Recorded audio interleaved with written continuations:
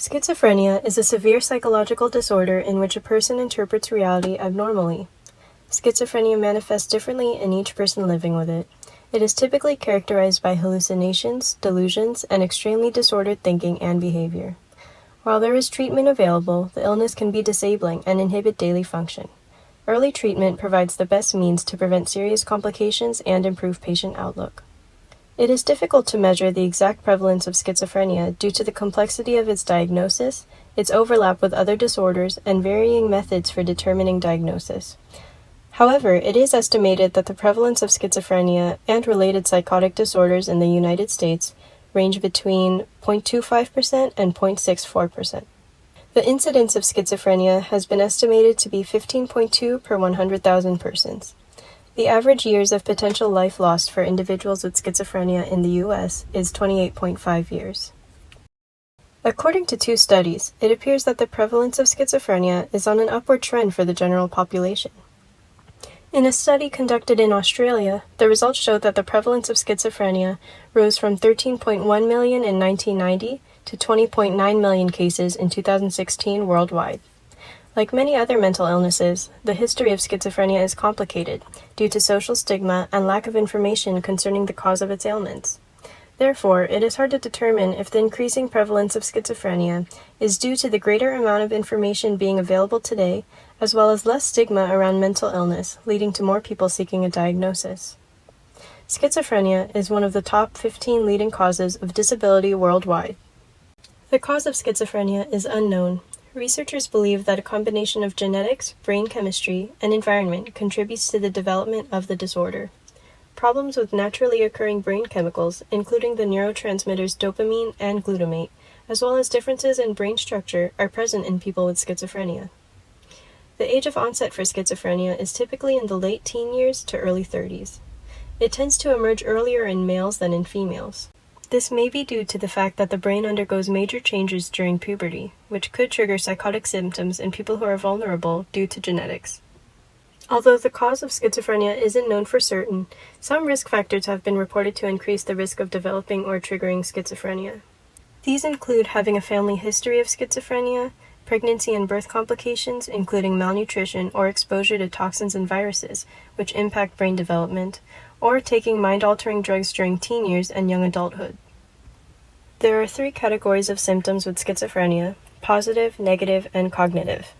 Positive symptoms are named so because they are not generally seen in healthy people. They are added to a person's behaviors because of the disease. Positive symptoms cause a person to lose touch with parts of reality. These include hallucinations, delusions, thought disorders, such as unusual or dysfunctional ways of thinking, and movement disorders, such as agitation. Negative symptoms refer to disruptions to normal emotions and behaviors. This includes the flat effect, which is reduced expression of emotions through facial expression or voice tone, reduced feelings of pleasure, difficulty beginning and sustaining activities, and reduced speaking. Cognitive symptoms can be subtle for some, but severe for others. This includes poor executive functioning, which is the ability to understand information and use it to make decisions, trouble focusing or paying attention, problems with working memory, which is using information immediately after learning it, and basic mental functions hindered by the illness. Complications of schizophrenia vary from person to person as well. These may include suicide, thoughts of suicide, co-occurring disorders like anxiety and OCD, and depression, abuse of alcohol or other drugs, social isolation, being victimized, and aggressive behavior. Treatment of schizophrenia focuses on reducing symptoms. The first step to treatment is usually antipsychotic medication, usually taken daily in pill or liquid form. Another form of treatment is psychosocial treatment, usually proceeding after finding a medication that works. Learning coping skills to address daily challenges of schizophrenia allows people to attain their best levels of functioning. Finally, coordinated specialty care is a treatment model that integrates medication, psychosocial therapies, case management, family involvement, and supported education and employment services. As far as prevention is concerned, there's not really a prevention method for schizophrenia because the cause is unknown. The best course of action is to be proactive in seeking a diagnosis, help, and treatment, and also having good prenatal care. Being supportive of a loved one with schizophrenia can be difficult. It can be hard to communicate with a person making strange or clearly false statements. However, it's important to keep in mind that schizophrenia is a biological illness, and their beliefs or hallucinations seem very real to them. When caring for a loved one with schizophrenia, one should be respectful, supportive, and kind without tolerating dangerous or inappropriate behavior.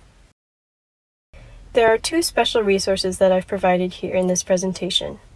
The first one is RAISE, which is the Recovery After an Initial Schizophrenia Episode. This is a research project that was launched in 2008 by the National Institute of Mental Health. RAISE seeks to fundamentally change the trajectory and prognosis of schizophrenia through coordinated specialty care treatment in the earliest stages of the disorder. The website contains many resources for patients and families with schizophrenia, state health administrators, health clinics, and has many FAQs about schizophrenia.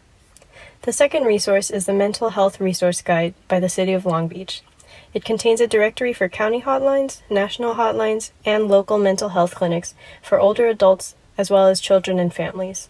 At these clinics, people can get referred to other health services, individual or group support counseling, and treatment from the appropriate practitioners.